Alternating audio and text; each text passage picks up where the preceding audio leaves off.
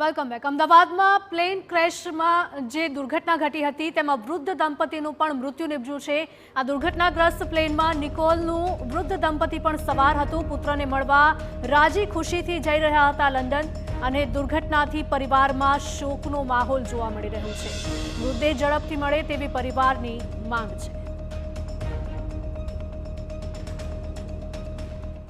કોઈ પણ ઘરના મોભી એ ઘરનો છાંયડો હોય અને તેમના વગર ઘર સૂનું હોય છે।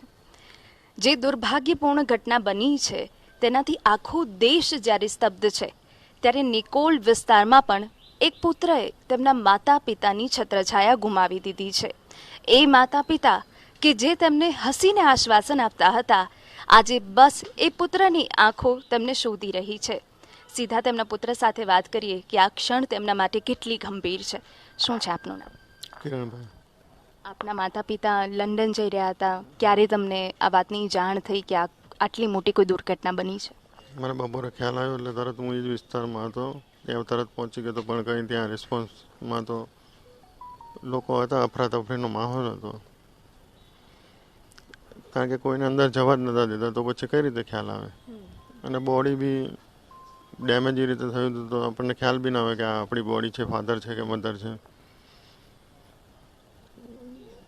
DNA ટેસ્ટ માટે બી રિપોર્ટ આપ્યા છે, જલ્દીથી જલ્દી મળી જાય બોડી, બસ એટલું તમને કહેવાનું।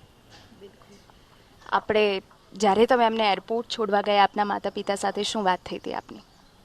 બસ કશી વાત નહીં થઈ હતી, એન્જોય કરવા મારા ભાઈ લંડન છે એટલે મેં ફરવા માટે ત્યાં મોકલ્યા હતા અને ફ્લાઇટમાં બેસાડીને નીકળ્યો ને તરત કલાક દોઢ કલાકમાં તો મને ફોન આવી ગયો હતો આવી ઘટના બની, એટલે હું પાછો તરત ત્યાં ગયો। એક નહીં પણ અનેક લોકો આ પ્લેન દુર્ઘટનામાં પોતાનો જીવ ગુમાવ્યો છે। આપના પરિવાર ઉપર ભાઈ આ ફાટી ગયું છે, આપ શું લોકોને પણ કહેવા માંગશો? આવી વિકટ સ્થિતિમાં શું એ લોકોએ પણ પરિસ્થિતિ સંભાળવી જોઈએ? ના, મારે કશું કહેવાની જરૂર નથી, લોકોને ખબર જ છે કે શું હાલત છે ત્યાંની। તમે DNA તપાસ માટે અરજી આપી છે? હા, આપી દીધી છે। એમણે કીધું છે કે 72 કલાકમાં તમને ફોન આવી જશે, એટલે બોલાવ્યા છે ત્યાં। તો આ વિકટ ઘડી છે, વિકટ સમય છે, પરંતુ હિંમત રાખવી ખૂબ જરૂરી બની જાય છે। નિકોલમાં કે જે વૃદ્ધ દંપતી પોતાના પુત્રને મળવા લંડન જઈ રહ્યા હતા તે પણ હવે નથી રહ્યા, ઘર ઉપર આપ ફાટી પડ્યું હોય તે પ્રકારની સ્થિતિ છે। કેમેરા પર્સન ઇમરાન શેખ સાથે હિના